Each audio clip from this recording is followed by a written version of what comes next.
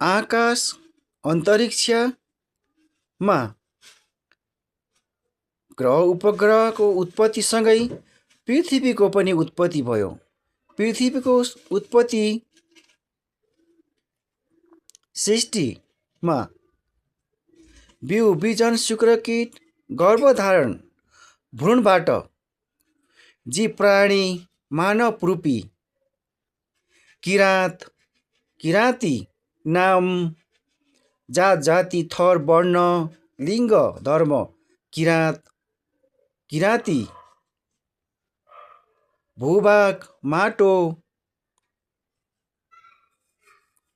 जग्गा जमिन राज्यहरू देश ठुलो नक्सामा परिणत भयो।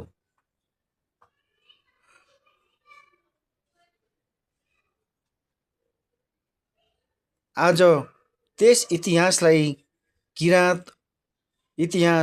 किराँती भनिन्छ।